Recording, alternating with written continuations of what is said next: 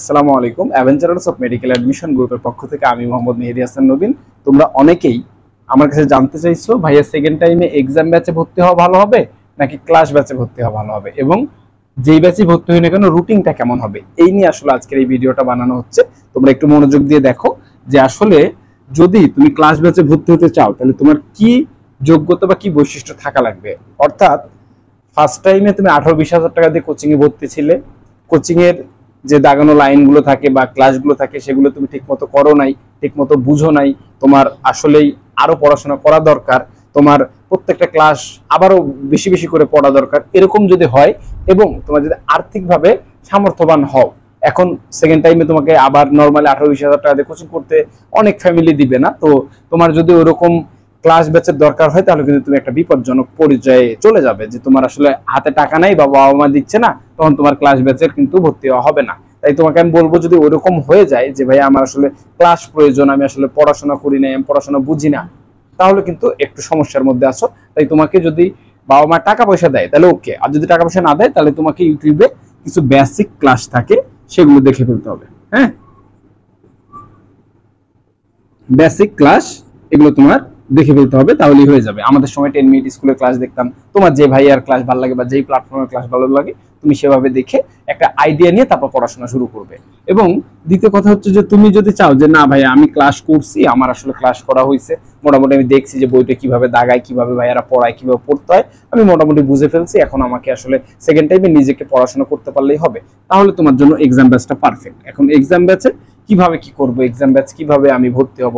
Exam ব্যাচের তো আসলে বিষয় হলো যে ফার্স্ট টাইমে যখন আমি কোচিং এ পরীক্ষা দিছি তখন আমার দেখা গেছে যে একসাথে 3-4টা চ্যাপ্টার দিত, ইংলিশ জিকে দিত, যেটা আমার পড়াশোনা হতো না। এবার হাতে যেহেতু তোমার হাতে সময় আছে, তাই তুমি এই চিন্তাটা করবা না যে ভাই আমি আসলে আবার 3-4টা অধ্যায়ের প্রিপারেশন নিব।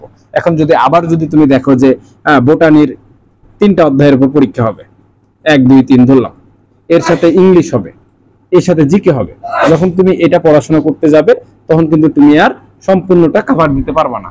মনে করো এটা শনিবার পরীক্ষা হবে, সোমবারে আবার আরেকটার পরীক্ষা হবে, ঠিক আছে। বোটানির মনে করলাম যে 4, 5, 6 এরকম 3টা অধ্যায়ের পরীক্ষা হবে, এরপর ইংলিশ আর জিকে পরীক্ষা হবে।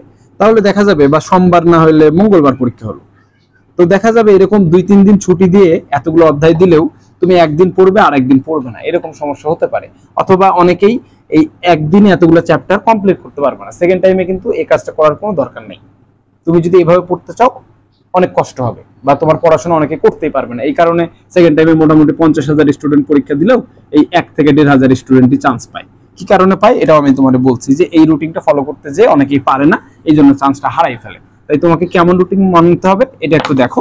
তুমি চাইবে তুমি একটা সপ্তাহে 6টা বই পড়াশোনা করবে, 6টা বই পড়াশোনা করবে, ঠিক আছে, যেটা আসলে আমরা আমাদের ব্যাচগুলোতে করে থাকার চেষ্টা করি আর কি, যে 6টা বই পড়াশোনা করবে। ধরো শনিবার বোটানির একটা চ্যাপ্টার, তারপরে রবিবার জুলজির একটা চ্যাপ্টার, ঠিক আছে, জুলজির একটা চ্যাপ্টার, তারপরে সোমবার ফিজিক্স ফার্স্ট পেপারের একটা চ্যাপ্টার, তারপরে মঙ্গলবার ফিজিক্স সেকেন্ড পেপারের একটা চ্যাপ্টার, তারপরে বুধবার কেমিস্ট্রি একটা, বৃহস্পতিবার কেমিস্ট্রি সেকেন্ড পেপারের একটা। এখন এখানেও তুমি করতে পারো যে কেমিস্ট্রি সেকেন্ড পেপার তো বা ফার্স্ট পেপার অনেক বড়, তুমি হাফ চ্যাপ্টার করে নিলা, এবং এর সাথে অবশ্যই ইংলিশ একদিন পড়বে, জিকে আরেকদিন পড়বে। আমরা এভাবে আর কি আমাদের স্টুডেন্টকে এক্সাম ব্যাচগুলোতে এক্সাম নেই, ইংলিশ একদিন, জিকে একদিন। তাহলে তুমি যেখানে একসাথে 3-4টা অধ্যায় ছিল সেখানে তুমি একটা করে অধ্যায় পাচ্ছ এবং সপ্তাহে 6টা বই পড়ার সুযোগ পাচ্ছ। কেমিস্ট্রির ক্ষেত্রে হাফ বই মানে হাফ অধ্যায় করে পাচ্ছ, ইংলিশ একদিন পড়ছো, জিকে একদিন পড়ছো, তাহলে কিন্তু তোমার পড়াশোনা সপ্তাহে 6 দিন অনেক ভালো পড়াশোনা হচ্ছে, 6টা বইয়ের উপর পড়াশোনা হচ্ছে। তোমার জন্য কিন্তু এটা ভালো হচ্ছে, তোমাকে এইভাবে চিন্তা করতে হবে। আরো রুটিন হতে পারে যে না ভাইয়া আমি মানে এভাবে না পড়ে আমি প্রথম দিন বোটানি পড়বো, তারপর ফিজিক্স পড়বো, তারপর কেমিস্ট্রি পড়বো, তারপর আবার বোটানি মানে জুলজি পড়বো, তারপর আবার ফিজিক্স সেকেন্ড পেপার পড়বো, তারপর কেমিস্ট্রি পড়বো। হ্যাঁ, এটা 1-1-1 আর এগুলো সব সেকেন্ড পার্ট। এইভাবে তুমি কিন্তু পড়তে পারো, ঠিক আছে। এইভাবে তোমাকে দেখতে হবে যে কোনো ব্যাচে তুমি যেখানে ভর্তি হও না কেন, বাংলাদেশের যে কোনো প্রতিষ্ঠানে তুমি ভর্তি হও না কেন, তোমাকে এটা খেয়াল রাখতে হবে যে কোচিং এর রুটিনটা কেমন, এই রুটিনটা ফুল না দেখে তুমি ভর্তি হওয়াটা তোমার জন্য এখন সেকেন্ড টাইমে বোকামি। কারণ সেকেন্ড টাইমের পর থার্ড টাইম নেই, ফোর্থ টাইম নেই, ফিফথ টাইম নেই, এটাই তোমার লাস্ট টাইম। তাই তোমাকে এভাবে মাথায় রাখতে হবে। আমরা আমাদের এক্সাম ব্যাচে আমাদের স্টুডেন্টকে সপ্তাহে 6 দিনে 6টা বইয়ের উপর পরীক্ষা নেই, এবং এখানে একসাথে 3-4টা অধ্যায় থাকে না, অবশ্যই আমাদের একটা করে অধ্যায় থাকে, এবং ইংলিশ একদিন থাকে, জিকে একদিন থাকে, যাতে তোমাকে রুটিন দিলাম, তুমি পড়তে পারলা না, তাহলে সেকেন্ড টাইম না পড়তে হলে থার্ড টাইম পড়বা, এটা তো হবে না।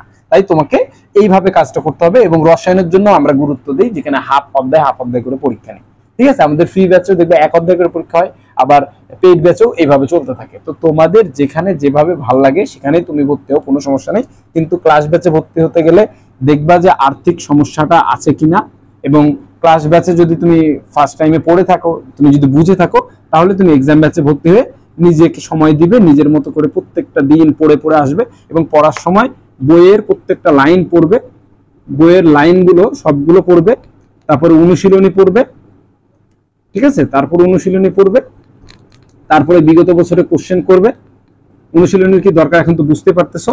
তারপরে তুমি রয়্যাল গাইডের এমসিকিউ গুলো সলভ করবে, ঠিক আছে। তারপর আমাদের বা তুমি যে কোনো এক্সাম ব্যাচে ভর্তি হলে সেই এক্সাম গুলো দিবে, আবার এক্সামের ভুলের খাতায় লিখবে। এভাবে যদি চেষ্টা করো, ইনশাল্লাহ তোমার দেখা যাবে যে আগামী কয়েক মাসের মধ্যে, 6-7 মাসের মধ্যেই তোমার 4-5 বার বই শেষ হয়ে যাবে ইনশাল্লাহ, ঠিক আছে। তো তোমরা যারা জানতে চাইছিলা যে ভাইয়া এক্সাম ব্যাচে ভর্তি হবো নাকি ক্লাস ব্যাচে ভর্তি হবো এবং রুটিনটা কেমন হবে, এটা আমি তোমাদেরকে একটা ডেমো দিলাম। তোমরা এইভাবে তোমাদের মতো করে প্র্যাকটিস শুরু করে দাও, ইনশাআল্লাহ তোমাদের 6-7 মাস পরে, যেটা সেকেন্ড টাইম জীবনের একটা শেষ সময় আসতেছে, সেই সময়টা ভালো হোক। সবাইকে ধন্যবাদ। আসসালামু আলাইকুম।